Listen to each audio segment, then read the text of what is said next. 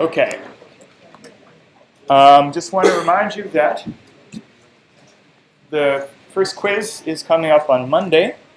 So let me just write that in. So you already know this, but this quiz.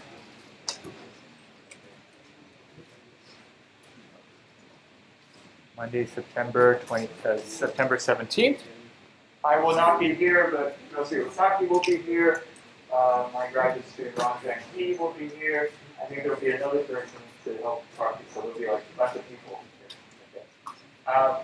Now, the thing is, you need to bring your calculator. You need to bring number 2 pencil. So, calculator, number 2 pencil, because it will be machine graded, multiple choice. Okay.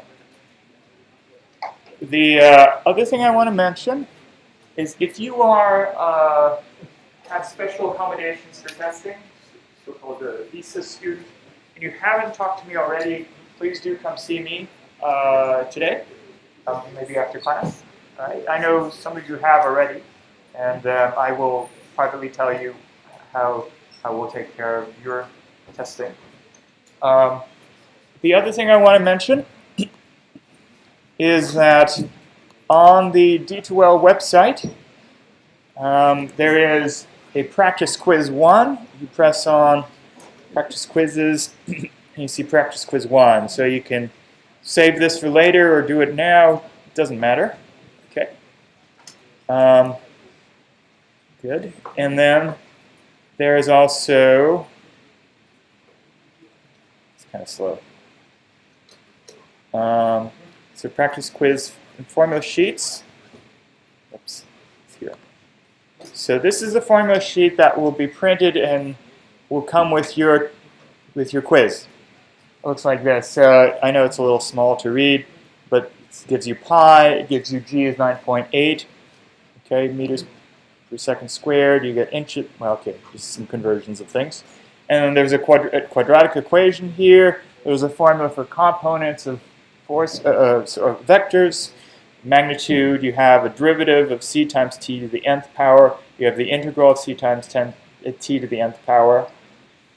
And then you have average velocity, and then you have instantaneous velocity, average acceleration, instantaneous acceleration. Then you have the 3 really useful formulas.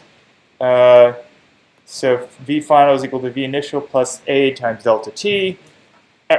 S final, so they write S instead of X because S is supposed to be very general. I'm sorry, well, let me see if I can blow this up. Okay, there we go. Okay, so now that you can read it, so you can see the pi, the g, 1 inch, 1 mile, 1 mile per hour. You see the quadratic equation. You see the components for the vectors. You see the magnitude of the vector in terms of the components, so some of the squares of the components. They actually go to 3 dimensions here if you had a 3rd dimension. Then you have the derivative formula for something times the power of t. You have the integral formula where you do the antiderivative. You try to figure out, just notice when I take the derivative of this thing, you end up with c times t to the nth power. And then you have the average velocity, the instantaneous velocity, the average acceleration, the instantaneous acceleration, and then these 3 basic formulas, the 3 most common formulas. V final is equal to V initial plus A times delta T, and then X, or they call it S final, is equal to S initial plus V initial delta T plus 1/2 A delta T squared, and then V final squared is equal to V initial squared plus 2A delta T, or not 2, delta X, or delta S. Okay. Any questions about that? I wrote it in a slightly different way, but they're exactly the same. The other ones weren't written because either the problems didn't require them, or they're easy enough to do things. Okay. Any questions? So sometimes I get questions about, all right, how do I study for a quiz? Well, it depends on how many time you have, right? If you have the way I'd say, if you don't have that much time, let's say you only have 2 hours or something, you're really busy, you got to watch the football game and all kinds of things going on, then the minimal thing is read the lecture notes, make sure you know everything we did in lecture. I try to make it so that everything we do in lecture is relevant and important. Okay? So if you know everything I do in lecture, you're probably free to take. But then there's a practice quiz there, so it would be a shame not to actually try to practice quiz. So if you have a minimal amount of time, lecture practice quiz.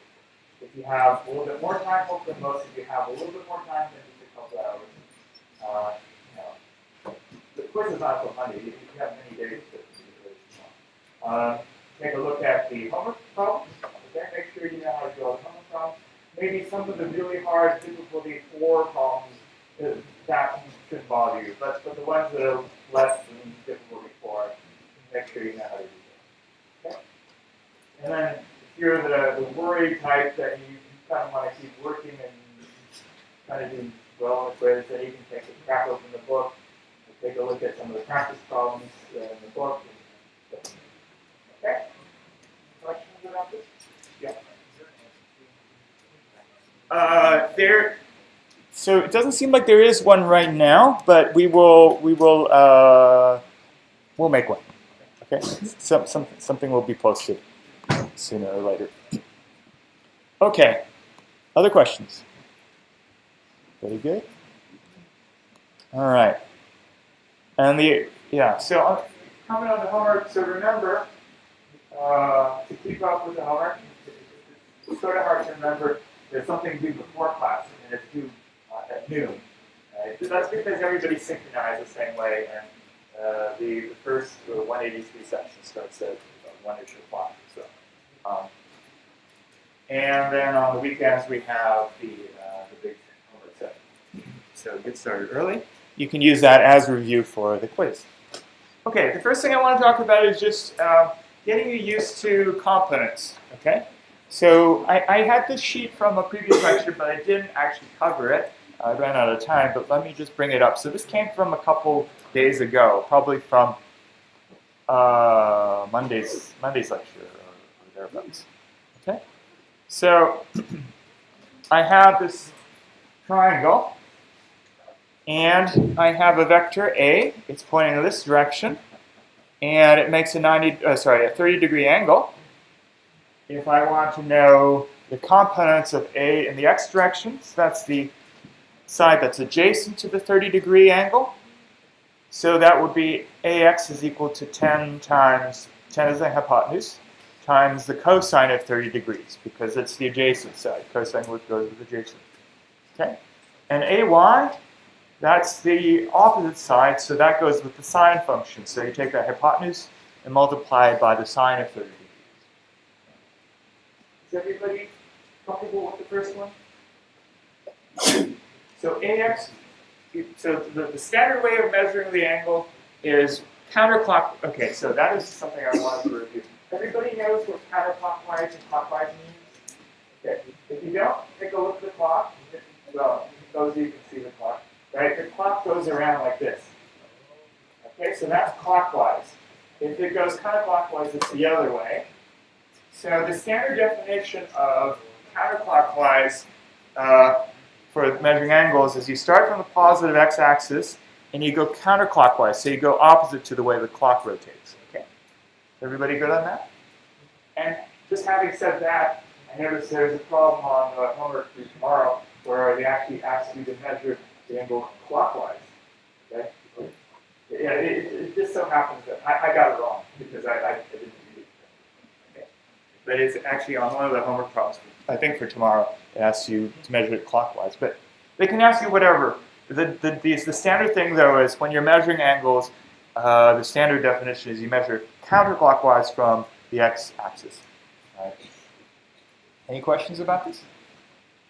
And by the way, you probably know this thing about quadrants. Does everybody know quadrants? Okay, so the first quadrant is this quadrant, this region of the plane, and then we have the second quadrant, so you're going counterclockwise, and the third quadrant and the fourth quadrant. Now, So if I measure the angle in the standard way, AX is 10 cosine, and AY is 10 sine of the angle, which is 30 degrees. However, you may want to draw your triangle in a different way, and so the purpose of these drawings is to make sure you can handle that. It's not that difficult, but just to make sure you know there is a difference. Okay? If I choose the angle to be 30 degrees this way, and I realize maybe these are a little small, so I'm going to try to zoom it in a little bit more. Let's do that. Okay, does that help a bit? Yeah, I think so. Okay, so now I'm going to measure the angle 30 degrees this way. Now you have to pay attention because this is still the x component because it's parallel to the x-axis. Everybody's good on that? Okay. This is still the y component. However, now the ax is the side that's opposite to 30 degrees. See that? So opposite goes with the sine function. So ax will be 10, the hypotenuse, times the sine function. So it's not going to be 10. It's not going to be 10 times cosine. It'll be 10 times sine. Is everybody clear on this? It's simply because you've measured the angle from here now. If I wanted to know the y components, now it's the adjacent side to 30 degrees. And so ay will be the hypotenuse, which is 10, times the cosine, because it's adjacent, the cosine of 30 degrees. Everybody catching the difference here? Anybody confused?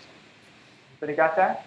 So there's a very simple way to check whether you know it or not. You just simply look at this again and try to do it by yourself. Can you do this? Or did you get it screwed up for these two cases? Okay? That's all you need to do. All right? Now, if you have those down, then you can suppose you have a triangle like this. The reason I'm going through this is in the course, when you do problems like this, you get lots of triangles. And they won't always be measured counterclockwise the angle from the x-axis. They'll be pointing in all kinds of directions, and you have to deal with this sort of thing. All right, so how about in this case, we have 30 degrees like this. Okay, now this is the x component, but notice the x component is going backwards. You see that? It's not going in the plus x direction, but it's in the backwards x direction. And so that will come with a minus sign. There's an additional minus sign now. So it will be the opposite side to 30 degrees. So it's opposite. So it will be with the minus sign because it's going backwards, times the hypotenuse, which is 10, times the sine of 30 degrees because it's the opposite. Everybody's clear on that? You're clear on why there's a minus sign. You're clear on why it's the sine function because it's opposite. Now, suppose I want the y component. Now the y component is going upwards, so it's positive, so it doesn't get a minus sign, it's plus. Then this is the adjacent side to 30 degrees, this adjacent, so I have 10 times the cosine of 30 degrees. Is everybody clear on that? It's positive because it's going up. It's the adjacent side, so it goes with cosine. So you'll get used to it. Sine goes with opposite, cosine goes with adjacent. And then the sign, whether it's plus or minus, is just whether it's going backwards or forwards. Any questions about this? Let's do one more. Suppose the angle was 30 degrees down like this, and I have this being the vector. In this case, AX is going to be in the positive direction, so it gets a plus sign. And this will be the side that's adjacent to 30 degrees. So it will be plus 10 times the cosine of 30 degrees. Okay. Any questions about that one? By the way, if you're confused, it's very easy for me to try to help you. So just raise your hand if you're confused. Okay. Now, AY is going straight down, so it's negative. That's why there's a minus sign here. And it's the side that's opposite to 30 degrees, so that's why you get the sine function. Okay? Everybody got that? All right, let's do one last one where we have a couple of minus signs. So let's do the very last one here, maybe the hardest one. So this one here, suppose we have the angle like this. Okay, we measure 30 degrees this way. Notice AX is negative, so it gets a minus sign. And it's opposite to the 30 degrees, so it gets the sine function, sine of 30 degrees. AY is also going negative, so that's why there's a minus sign. And then it's adjacent to the 30-degree angle, so it's the negative 10 times cosine of 30 degrees. Any questions about that? Okay, you guys, I think you have it. Either you're bored or you're confused, but I think you're bored. Yes. Okay, let's go on. Okay, we don't need that much zoom anymore. Hopefully.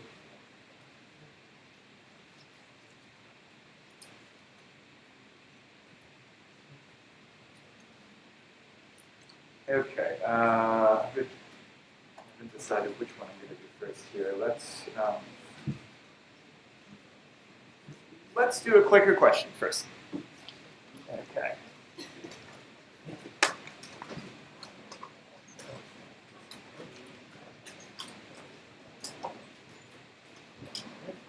Let's say A, the vector A, is 15I hat plus 17J hat.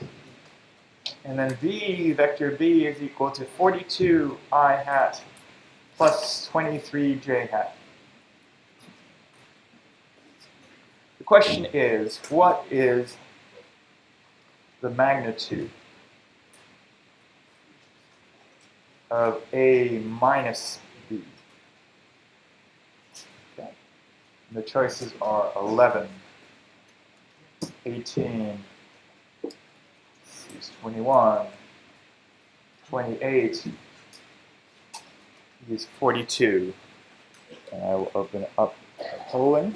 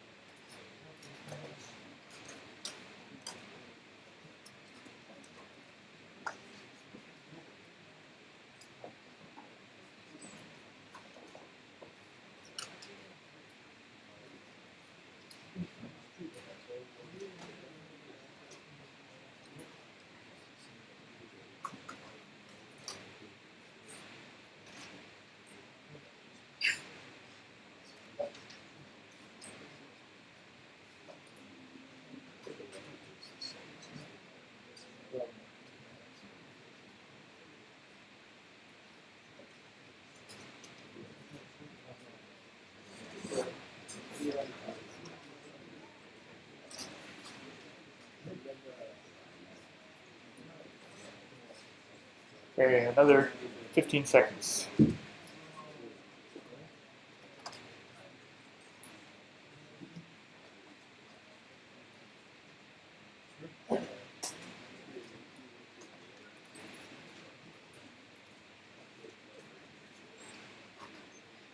All right, let's, if you haven't made a choice, go ahead and make a choice. All right, I'm going to close it up now. All right. People have favored D. Let's take a look. Okay, so first of all, we're going to subtract the two vectors, so you do it component by component. So A minus B. So I'm going to subtract the x components. So I have 15 minus 42I hat. And then I'm going to subtract the y components. So I have 17 minus 23j hat. Now let's simplify. I get 20 minus 27I hat. And then I have minus 6j hat. So if I want the magnitude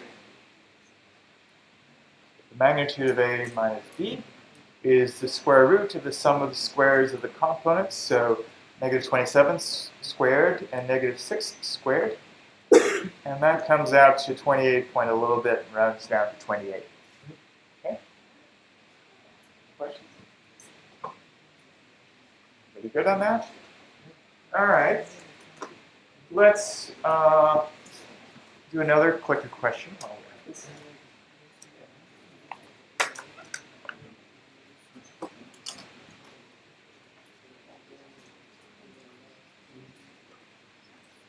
Okay, let's say the vector A is equal to minus 10, comma 23.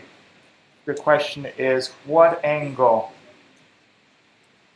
does A make with the x-axis as measured counterclockwise?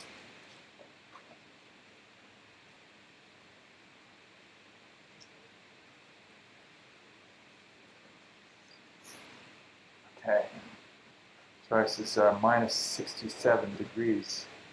B is plus 67 degrees. C is 113 degrees. D is minus 113 degrees. E is negative 56 degrees. Okay.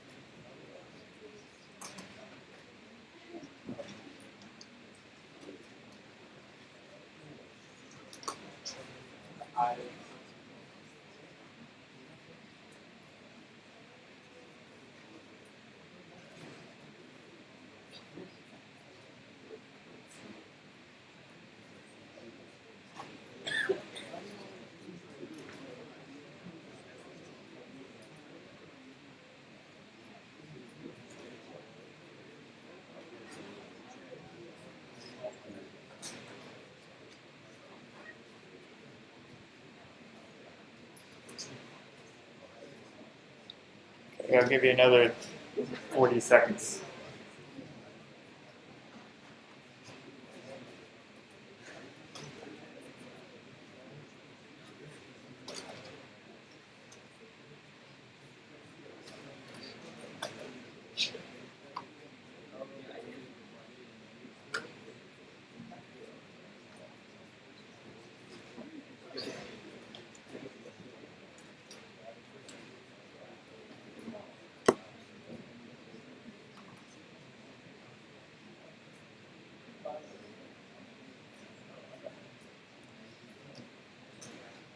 Okay, if you haven't made a response, go ahead and do it now. And now let's see what people have said. Okay, C is popular. I'm actually impressed. You guys seem to know this pretty well, which is good. Makes me happy. Okay. So, solution.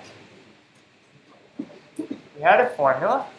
So we drew, when we derived the formula, we kept the triangle over here, and we're doing triangles from in the first quadrant. This is supposed to be y in this row. This is x. But we wrote down this formula that the inverse tangent ay over ax is equal to theta. Remember doing that? Okay.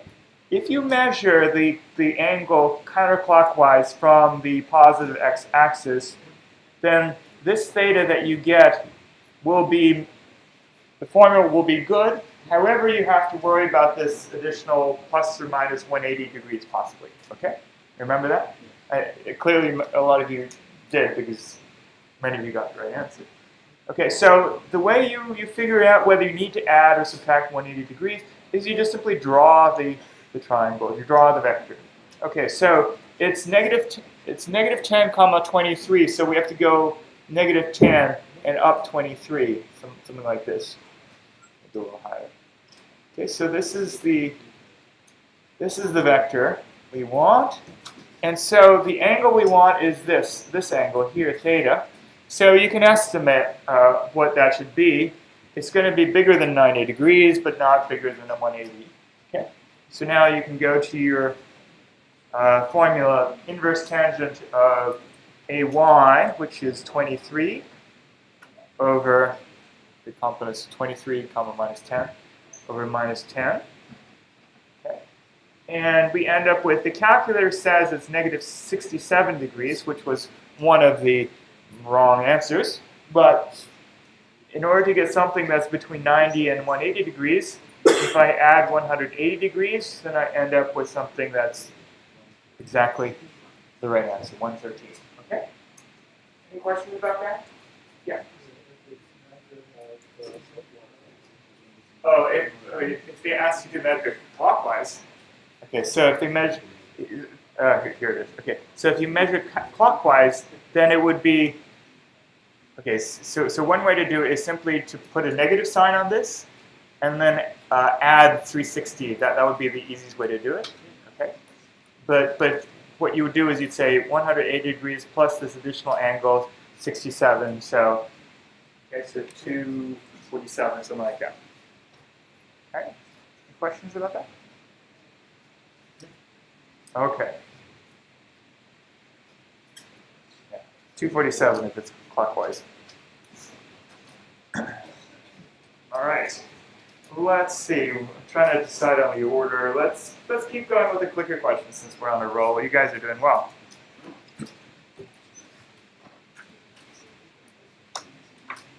Okay, somebody asked last time about a problem where you have to go from velocity to displacement. So that's what we're going to do, because that's a typical problem as well. Okay, let's say the velocity along the x-axis is v of x, which is a function of t, is equal to 12t squared minus 4. So that's a t squared, if you can't see that, where vx, the x component of the velocity, is in meters per second, and t is in seconds. Okay, question is, what is the displacement from t equals 1 second to t is equal to 4 seconds?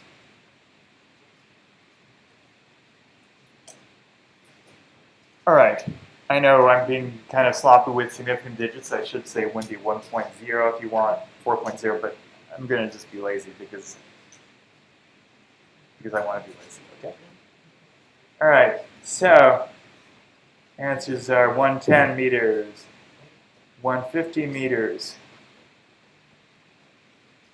210 meters, 240 meters, 350 meters. Okay, so this one maybe is a little bit more challenging. Give this a shot.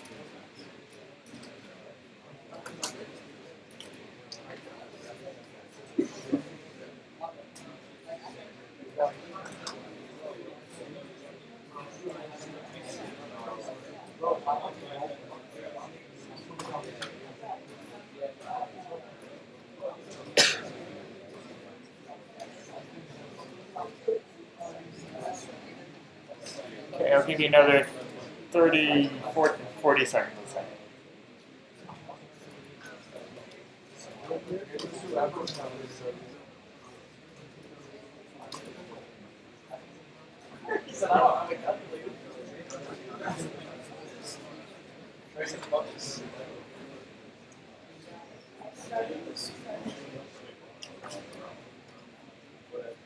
So while we're waiting, let me ask you, so tomorrow, we can do more review for the quiz. Is that what you would like to do? Yes. Okay. Yeah. Because the other option is we could do material from beyond, but I've heard the majority of people say yes.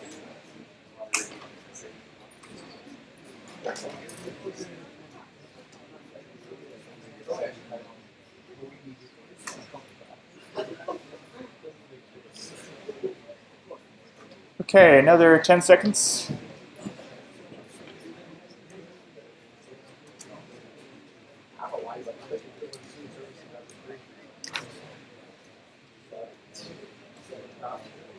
All right, I'm going to close it up now. Go ahead and make a choice if you haven't already.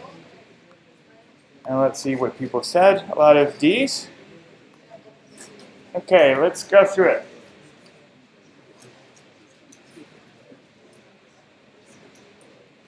Okay, displacement, remember, is the integral of the velocity with respect to time. So displacement is the time integral of velocity. Okay, so we have the function v of x, sorry, vx of t is 12t squared minus 4. And so if I want to get delta x, okay, the displacement, let's say, so I have to specify what I mean by delta x. There's some initial time t1 and some final time t2. So that will be, let's say, x of t2 minus x of t1. All right, that's what I mean by the displacement, the difference between the final and initial.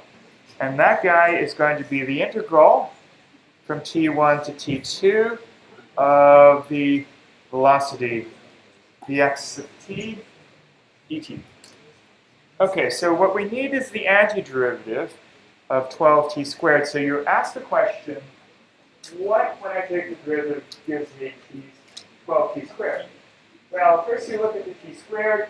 In order to get t squared, you need a t cubed. Because when t cubed is differentiated, you take the derivative of t cubed, you get 3t squared. Okay, so you first have a t cubed. But if it's just t cubed, I will end up with 3t squared. But I want 12t squared. So if I multiply by 4 in front, this will give me exactly what I want. All right, now how about this minus 4? Well, let's just carry the minus 4. But if I have a t out in here, I take the derivative of t, that just gives me a 1, so that will give me the minus 4. Okay. Everybody's comfortable with that? Okay. Your equation, your formula sheet actually has these antiderivatives for these particular cases, so you can use that as well. But hopefully you can do this now. And so we're going to evaluate it for t1. So the initial time was 1 second. And t2, the final time was 4 seconds. That's given in the problem. And so we just need to evaluate it. So for the final time, 4 seconds. So let me not even write the seconds. So 4 times, lots of 4s, 4 cubed minus 4 times 4. Okay, that's from the t2. And then we have a subtraction of the result we get from t1, which is 1. So I have 1 cubed minus 4 times 1. Okay, so now we can just go through all this. 4 times 4 cubed, that's 256. Okay, and minus 16, so you get 240. This actually ends up canceling these cancel each other out. 4 minus 4, so the answer is just 240. And the units are in meters. Okay. Any questions about that? Everybody got to that? Let's do another question. Oh, okay, this is a slightly different kind of one.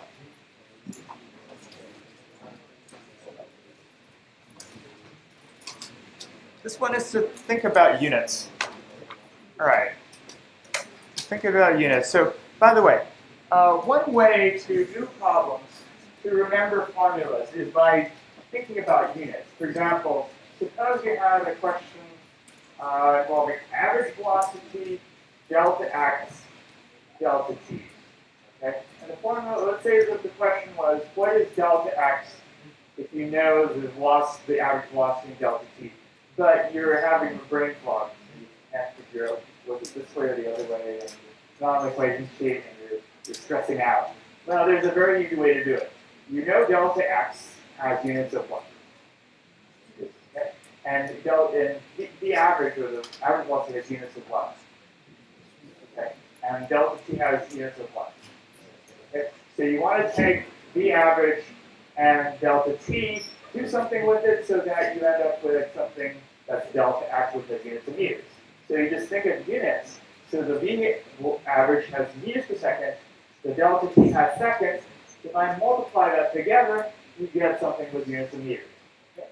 So this is one way to figure out whether you're making a really stupid error or not. The units have to work out right. In particular, if you have some equation on the left hand, your left-hand side, you have some units. The right-hand side also has to have the same units. Yeah. All right. So the units have to be consistent on the two sides of the equation. In particular, you have different parts of the right-hand or left-hand side. Those have to all have the same units when you add them together too. Okay. So here's just an exercise that works on that.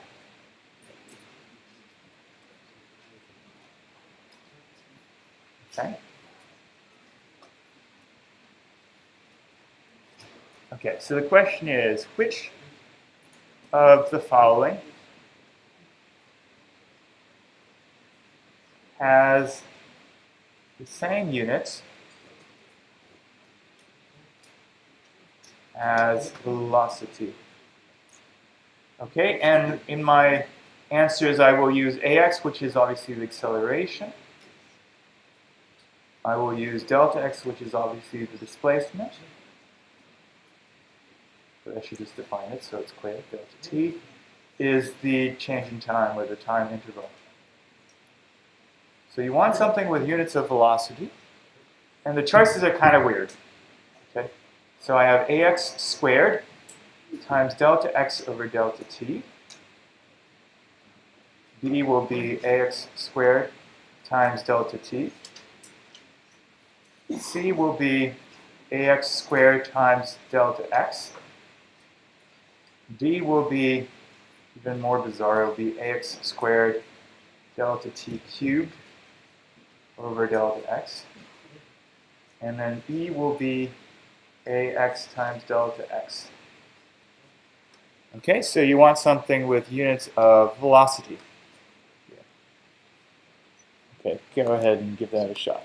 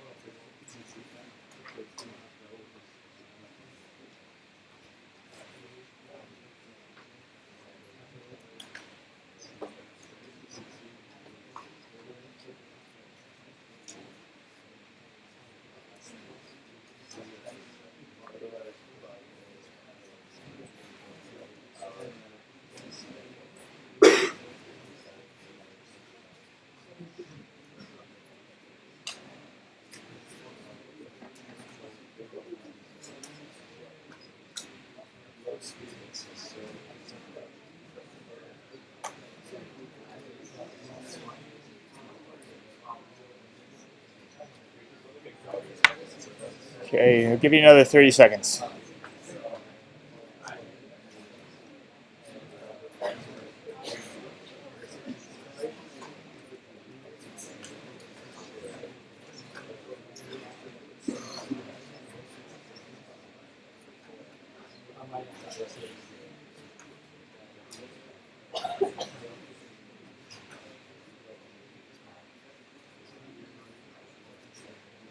Okay, if you haven't already made a choice, go ahead and make a choice.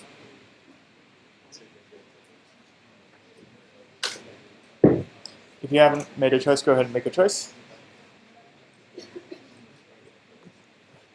Let's see what people said. D seems to be popular. Okay, so let me just, okay, so we have to write quite a, well, I'll do it. I'll do it in detail here. I don't want to cheat you on this. So solution. Okay, so the first one we had A was ax squared delta x over delta t. Okay, so this has units. So units, actually don't write equal, it's not really equal. The units will be for acceleration is meters per second squared. So if I square that, I would get meters per second squared. And then have meters per second. Okay, so meters squared times meters, that would be meters cubed. Then I'll have s seconds to the 5th power. That doesn't look too good. Okay. For B, I have ax squared delta t. That has units meters per second squared times seconds. So that will be meters squared. Then I have seconds squared, which is seconds to the 4th power. But then I have a seconds in the numerator, so it's seconds cubed. That's not good either. And then I have ax squared times delta x, and that has units of meters per second squared times meters. So I have meters squared times meters, that's meters cubed, divided by seconds squared, which is seconds to the fourth power. That's not good. By the way, we want meters per second. That's what we want. And then the next one, the ugly one, was ax squared delta t cubed over delta x. So we have meters per second squared, then we have seconds cubed over meters. Now we have to keep track of all this stuff. We have meters squared divided by meters, so we have meters left in the numerator. Then we have seconds squared in the denominator, seconds cubed in the numerator, so we have seconds there. That works. And then while we're at it, let's just check that the other one is no good either. Ax delta x, that's meters per second squared. And then that's times meters. And so that's meters squared, seconds squared, so that's not good. Okay? Any questions about that? All right, if not, I'll see you guys tomorrow.